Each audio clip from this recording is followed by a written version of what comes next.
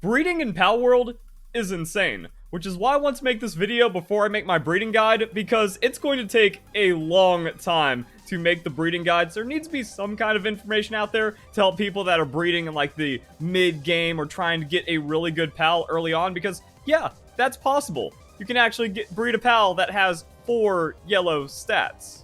Seems like it's going to be very necessary for like beating the game or going into like even super duper late game content.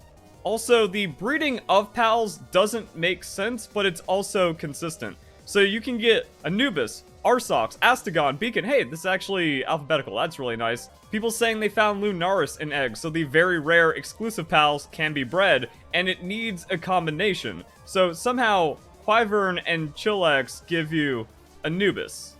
And there's all kinds of other ones like that. So it's going to take a lot of work to find the combinations and see which pals come out and which ones are the most desirable. Also, you can breed down the legendary trait. So my Jet Dragon bred with a Wyvern, and then I got a Beacon with legendary. It also had the Divine Dragon. So good luck, have fun making the perfect pal, since the combinations are outrageous. Which also means there's a near limitless amount of customization for your pals, even though there's probably going to be like some kind of meta pal. This guy has saved several pals with 30% and 20% speed.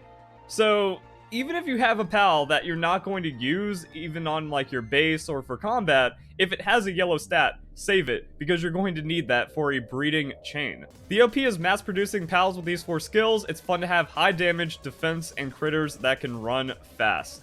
Also, it seems like a pretty rare process. How can you mass produce them? Even if the parents have 2 exact skills I want, it's extremely rare to get the 4 I want. It's just gibberish with a mix of completely new passives, etc. So it looks like there is high randomization, so if you've tried breeding already and doesn't look like they're breeding down properly, that's just RNG. So maybe it's just good luck. I find it pretty common, but by common I mean 7 out of 100 eggs. So this dude's done 100 eggs and he's only gotten the 4 that he wanted 7 times. Nimble, runner, and swift on a deer. Ground mounts are significantly faster than flying mounts. You ideally want 1 of each, and then you can swap back and forth when needed. So to actually like get to the point of getting a Jet Dragon to just like instantly beat the game, if you're on a maybe even casual, but also like a normal or harder setting playthrough, breeding is going to be absolutely necessary for just map exploration as well as just beating the game. This guy claims that their alpha jumps way higher than the regular one. Okay, please comment down below your discoveries, your experiences, your considerations, because there's so much that's going to go into breeding. But also like, oh, if alphas have advantages in some kind of way, that means breeding isn't the only way of getting the best pal potentially. And does that mean that an alpha dire howl is faster than a regular dire howl? So you might want to farm that to get like speed or something.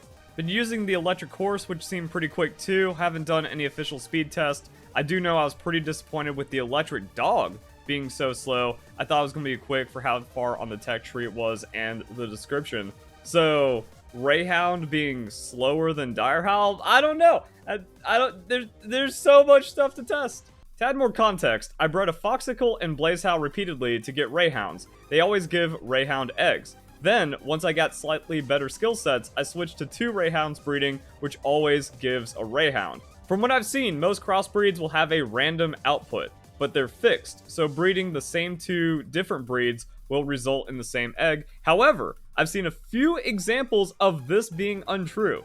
So some pals will just give you something random, which could also be good in its own way. We'll see how that goes.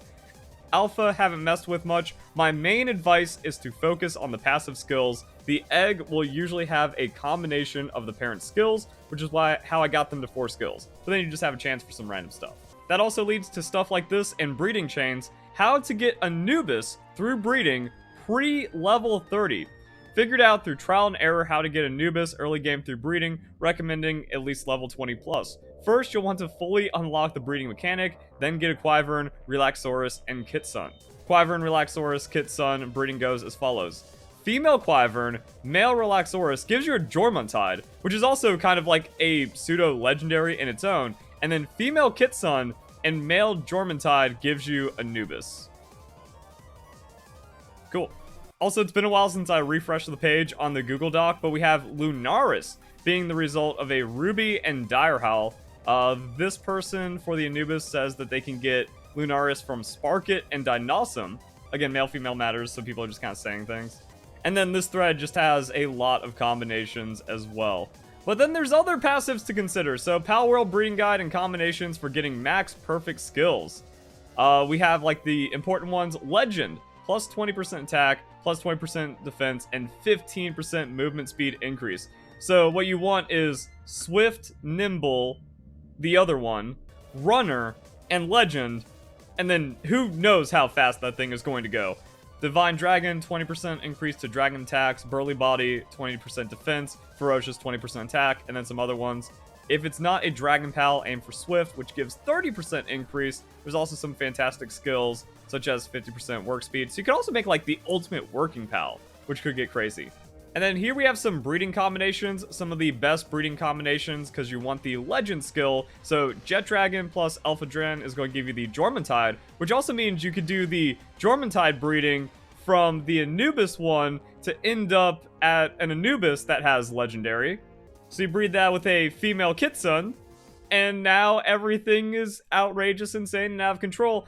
Also, it means knowing all the passive skills and labbing like the best combination is going to be pretty important, so going to need to put that into my breeding guide. And I guess like the passive skills are already up, and everything is just like early stages kind of developing. So we have the Palworld fandom wiki, but it kind of shows like, oh, these are some of the species you can find in these certain eggs. Also, the wiki seems to back up what was shown in the first Palworld trailer, that to get the hybrid pals or the subspecies, you just have the main species, you breed it with a pal of the type that you're going for, and that's how you can end up with it. Then here's all of the hybrid pals. Also, the wiki does have the passive skills, so it's all coming together. Musclehead, Hooligan, Brave, Legendary. Maybe just breed for that and get crazy damage, because I don't like the minus 15% defense, even for that 15% attack.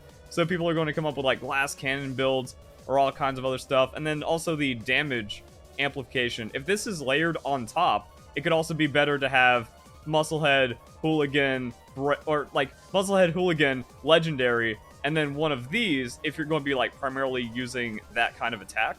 Also, increasing player stats is going to be interesting, that if you have like primary pals that you're going to be using for combat, but you can also have supportive pals and Vanguard stacks. So you will also want multiple pals to have, 10% increase to your attack, increase to your defense, as well as player movement speed over here with Motivational Leader.